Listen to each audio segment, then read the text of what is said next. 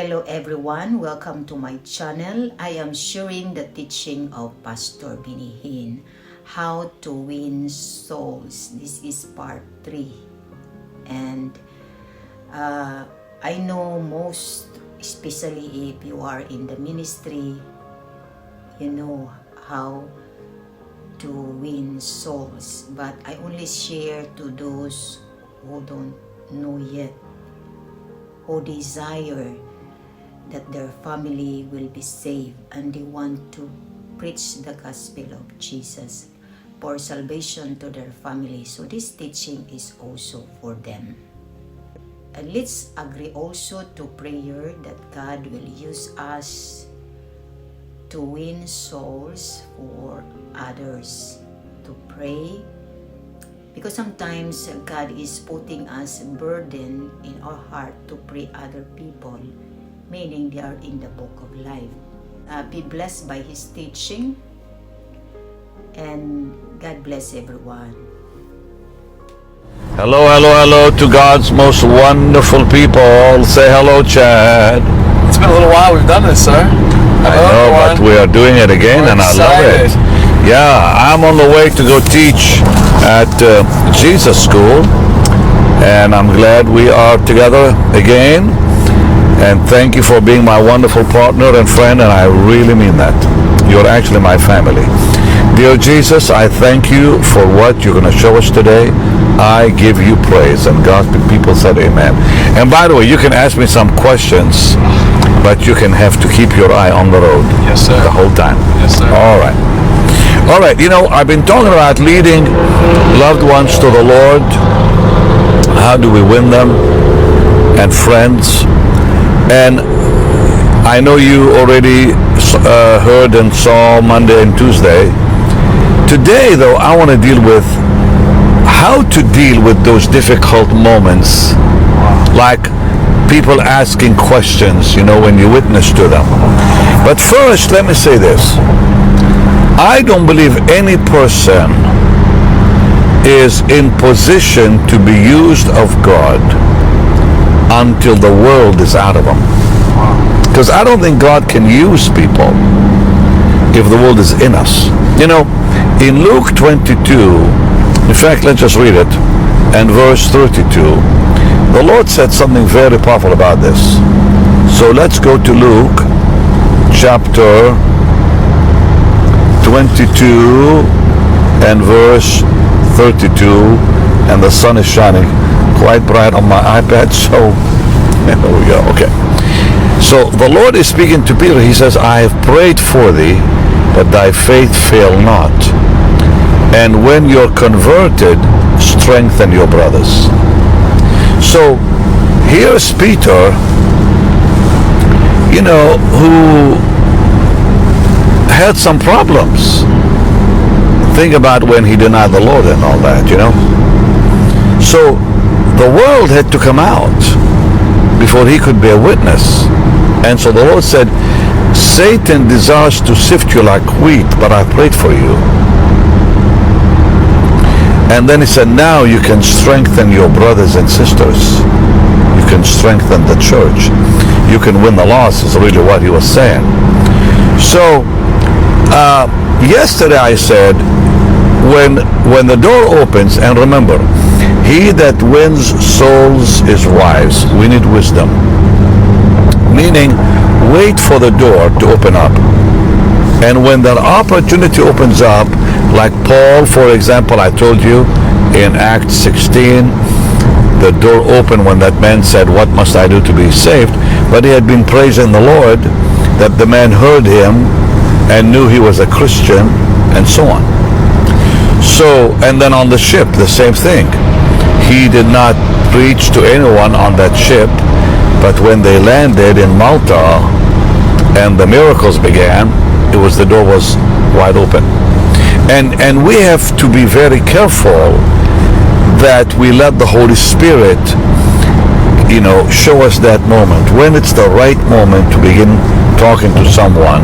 It's easier, of course, with a loved one or a friend. But even if you're going to witness to someone you don't know, it takes even more wisdom than that.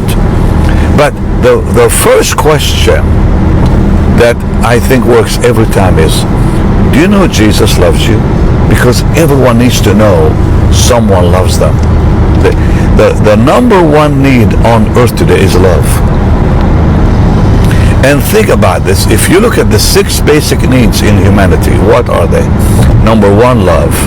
Number 2, security. Number 3, recognition. Number 4, expression. Everybody needs to talk. Number 5, self-esteem. And number 6, new experience. These are the 6 needs in every one of us. And only Jesus can meet those needs. So when you say, you know that God loves you, you have just met more than one need in them. You've met, the first need for love and self-esteem and recognition, that God recognizes them, see? Anyways, and the second question is, do you know your sins are forgiven? And it makes them think. And number 3 question, you know that God offers you life eternal? Because nobody wants to die. So these are the 3 questions to begin with. Do you know Jesus loves you? Do you know you are forgiven already? And number 3, do you know that God offers you life eternal? So you don't have to die and end up in hell? What a way to begin. Right? And it fulfills all 6. Oh, absolutely. It fulfills all 6, well, once they accept it. Right. It fulfills all 6 needs in human life. Wow. Every one of them. So, it's God's gift. Salvation is God's gift to humanity. All right, now, let's begin with those things that come up. Okay? So they'll say, well, I'm too great of a sinner. That's the first thing that's going to come in their mind. Why would God love me? Why does God forgive me? Why does he offer me life eternal? I'm such a bad person. I'm a sinner. I'm too big of a sinner. If that comes up, then you give them 1 Timothy 1:15. Write this down. 1 Timothy 1:15. Let's look at the answer, okay? And let's hope this the sun here is so bright on my iPad. Okay, so it says, oh, thank you. This is a faithful saying and worthy of all acceptations, that Christ Jesus came into the world to save sinners, of whom I am chief. So if somebody says, well, I'm too great of a sinner, so you know what? Even Paul the Apostle said that. And God still used him. And he did not just say, I'm too great of a sinner. He said, I'm number 1. I'm the chiefest of all sinners. And Jesus showed him that even that is not a problem. Corrie ten Boom used to say, there's no pit so deep that Jesus is not deeper still. There's no pit so deep that Jesus is not deeper still than the pit. So nobody is too great of a sinner, since Paul said, I'm the chief of sinners. So no one's too low. No one is too low. So if anybody says, well, I'm too big of a sinner, okay, Paul the Apostle was the chief of sinners, and he said so. 1 Timothy 1:15, and read them that so they can, quit thinking that. Okay. Number two is, well, I don't think I can make it. I don't think I can make it as a Christian. Too many temptations, too much this, too much internet, too many devils, whatever. Okay, here's the answer. Are you ready for the answer? Here we go. John 10:28. Make sure you write these down. John chapter 10 and verse 28 says, and I give unto them eternal life, and they shall never perish, neither shall any man pluck them out of my hand. My Father which gave them to me is greater than all, and no man is able to pluck them out of my Father's hand. So if somebody says, I cannot make it, the answer is, well, I'll tell you something. This is the Lord's business. It's not your business. He'll keep you.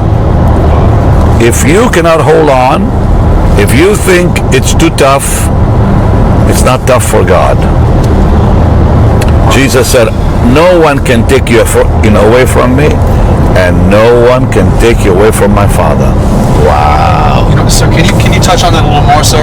Because I know for me, for the first, I would say, 2 years of my Christian life, I kept on trying to do it by myself, on my own. And I was the Christian life, you will never succeed trying to do it on your own. Same for me.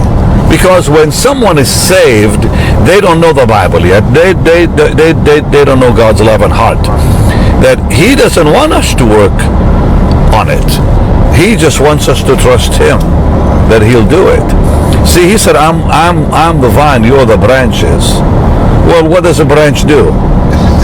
Nothing. Just hang in there. That's what it does. A branch doesn't do anything.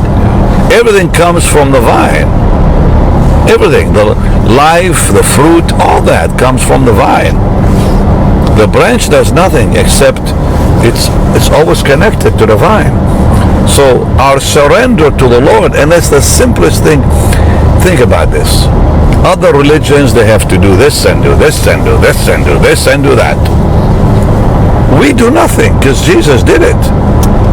We simply trust Him to carry us through. How simple is that? Okay? So if they say, I can't hold out, don't worry about it. Jesus is holding you. You don't have a hold anything. Oh, like you said. Huh? Like you said when we saw that guy with the Keep the Faith shirt. Oh, yeah. We saw a guy with a t-shirt that said, Keep the Faith. And when I was walking away, of course the guy didn't hear me. I said, did you see that? He said, keep the faith. I said, he's wrong. We don't keep the faith. It's the faith that keeps us. It's so simple. It's the faith that keeps us. We are kept by the power of God, is what the Bible says. All right, now, here's number 3. I'll be persecuted by my family. Wow. I'll be hated. I'll be persecuted. I'm going to be mocked. Wow. And I don't know that I want to do that, okay? Romans 8:18 is a great answer for that question. Romans chapter 8 and verse 18. You like all this? I love it. I love it. Okay. For I reckon that the sufferings of this present time are not worthy to be compared with the glory which shall be revealed. Woo-hoo. So if somebody says, well, I'm going to be persecuted, the answer is that persecution can't be compared with the glory you're about to receive. These are small. These are nothings in comparison to what Jesus has prepared for us. Hallelujah. Like Rex Humber used to say, when I would complain, he'd say, let me see your hands, Benny. I don't see no nail prints. Because I used to complain to Rex. Oh, Rex, so-and-so is saying this, and the news media is saying that, da-da-da-da-da. Okay, Benny, show me your hands. And, after a while, he just quit asking him because I knew the answer. Show me your hands. I don't see any nail prints. What a wonderful Lord. All right. How about this one? It will hurt my business. Wow. What do you say to somebody who says, I cannot be saved, I cannot accept Jesus, it's going to hurt my money and my business? You give them Mark 8:36. These are great scriptures. Mark 8 and verse 36 says, hallelujah, for what shall it profit a man if he shall gain the whole world and lose his soul? Okay, so it's going to hurt your business. What would you rather have? Gaining money or gaining your soul? and then they'll think about it. Now somebody says, well, here's another one. Oh, the Christian life is too hard. I've heard that, by the way. The Christian life is too hard. And you always give them Matthew 11 verse 28. Now you should know that by heart, right? Matthew 11. I'm having a problem again with that lovely iPad here. I think I need to buy a new one or get it upgraded. Matthew 11, 28. All right. Come unto me, all ye that labor and are heavy laden, and I will give you rest.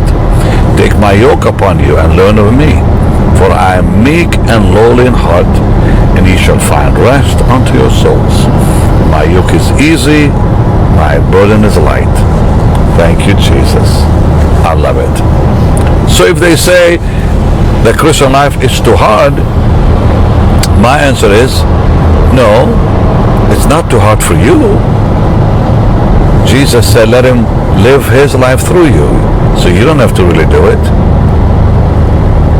Come unto me, all you who are heavy laden, I'll give you rest. Take my yoke, and my yoke is very light. It's easy to live the Christian life. You know what the Christian life is? It's so simple. It's like a child can understand that. Give it to Jesus. Don't try. The word in Christianity is not try or try harder. The word is yield, surrender. It's so simple to surrender. I surrender every day to things in life, and I don't even think about it. I surrender when I get in the car and turn on the engine, it'll work. I surrender when I sit on a chair and know it doesn't fall. On and on. How much more trustworthy? How much more trustworthy is the Lord? Exactly. So, I mean, we surrender to things all the time. You surrender to a pilot when you fly on that plane, and you know he's not going to crash that plane. He knows what he's doing up there. We surrender every day to people and things. Every day. Every day. We don't even know them. Pilots and this and that. A doctor, a lawyer, a dentist. You surrender to people all the time. And you don't know what they're going to come up with, but you say, you know what, he's a dentist, he should know what he's doing. He's a doctor. You even surrender to a little thing that the doctor gives you. He scribbles some notes on a piece of paper and says, take it to the pharmacy. Or he'll call it in for you, say, well, you need this medication. You don't know what that thing has in it. But he said, you know, take it 3 times a day. All right, that's surrender. That's surrender too. That's faith in a pill that you have no clue what's in it. You just take it because somebody says it's good for you. Okay, I'll do it. All right. So it's so simple. The Christian life is not hard because Jesus is the one living it, and he's living it through us. Quite simple. All right. Somebody may say, oh, it's too late for me. I'm too old to get saved. You know, it's really quite remarkable that people actually say that. Remind them of the thief on the cross. Last minute he said, Lord, remember me. It's never too late to accept the Lord. Never. Hallelujah. Now here's a good one that I've heard many times. I'm a good person. I've never done anything wrong. My dear uncle, when I witnessed to him, he had an argument with me years ago back in the 70s. I'm a good man. Why do I need to get saved? Why would God send me to hell? That's not fair. I've never hurt anybody. I've never done this and that. So And if you give them the old covenant, all your righteousness is filthy rags, they'll even get even angrier. So here's a good one. Galatians 3:10. Galatians 3:10. Oh, I love that. Thank you, Jesus. All right, let's go to Galatians chapter 3, and let's look at verse 10. For as many as are of the works of the law are under the curse. For it is written, cursed is everyone that continueth not in all things which are written in the book of the law to do them. Hallelujah. So it says very, very clearly, when someone says, I've never done anything wrong, then we give them this amazing verse. As many as are of the works of the law are under the curse. It's written, cursed is everyone that doesn't continue in all things which are written in the book of the law. So we say, are you telling me you have obeyed every commandment in the Old Testament? Because no one has. No one can. Are you telling me that you have kept everything God said in the Bible, and nobody can question you? Say, the Bible says that if you break one commandment, you're under a curse. And that's where you begin by explaining the gospel. All have sinned and come short of the glory of God. It is impossible to have someone come to Jesus almost if they don't realize and accept that they are sinners. If they say, no, I'm not a sinner, then only the Holy Spirit can really change that in their hearts. Because if they can't accept the fact that they have sinned, then you witness to them and then say, okay, I'm going to pray for you, that God will show you. That's all you can do at that time. All right, here's another one. There are many hypocrites in the church. Oh, how much we've heard that, huh? All right, let's go to Romans 14, verse 4. Romans 14, verse 4, and then also verse 12. Who art thou that judgest another man's servant? To his own master he stands or falls. Yea, he shall be holden up, for God is able to make him stand. And then,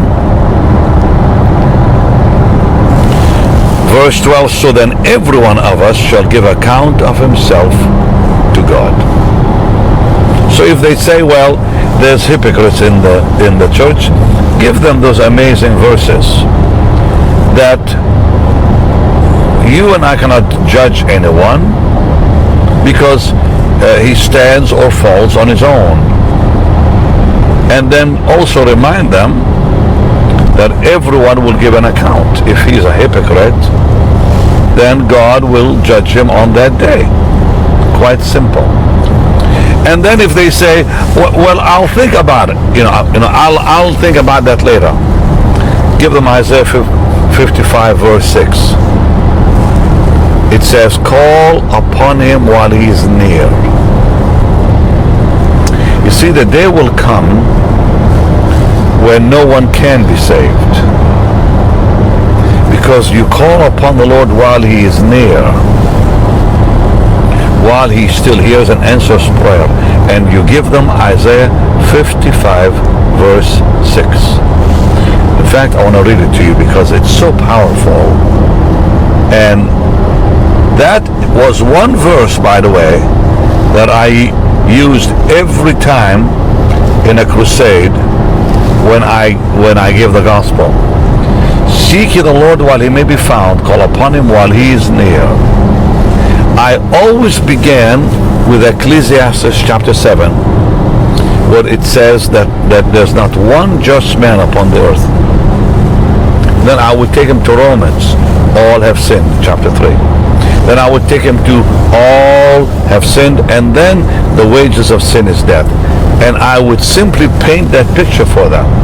Number one, there's not one person on earth that has not sinned. Number two, all have sinned. Number three, the wage is death. But then I'd say, but there's a gift. The gift of God is life eternal through Jesus. Then I would begin explaining how they can find the Lord. It worked every time. Thousands would respond. Because if you give them the Word, the Holy Spirit will use the Word. If you give them stories, well, that doesn't always work. So, some do, of course, like testimonials of so-and-so, or things you saw in life like I have.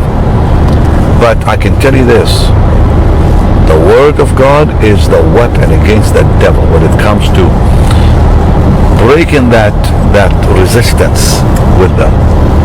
And finally, I'm too young to get saved. So Ecclesiastes chapter 12, verse 1 is a great answer. Ecclesiastes 12, verse 1. Remember now thy Creator in the days of thy youth, while the evil days come not. Tell them that the best time to find God, according to the Bible, is when you're young. Show them that amazing scripture. And let me give you a piece of counsel. Don't be in a hurry to get them in. Don't be in a hurry to get them in. And that's in Acts 22:16, by the way. Because people say, well, I don't want anything to happen and such to them. And yeah, but you see, that's the work of the Holy Spirit. It's not your work. Hallelujah. So the Word of God is clear. There's a time for everything. There's a time for everything. So in Acts 22, verse 16, it says, now why tarriest thou? Now it's what it's saying is, it's time now. Arise and be baptized and wash away thy sins, calling on the name of the Lord. Hallelujah. Jesus, I give you praise. And the story here is so powerful because it's about Ananias coming to Saul of Tarsus. God allowed Saul to be who he was, and then the moment came when it was time. Why didn't the Lord bring the message of salvation to Saul of Tarsus before he did all he did and persecute the church? Because it was time. Sometimes it's not time for someone to enter the kingdom. I know this is maybe a puzzle for some of you. Everything happens on time with God. You may have a son, you may have a daughter, you may have a loved one who's been resisting the message. Don't give up praying.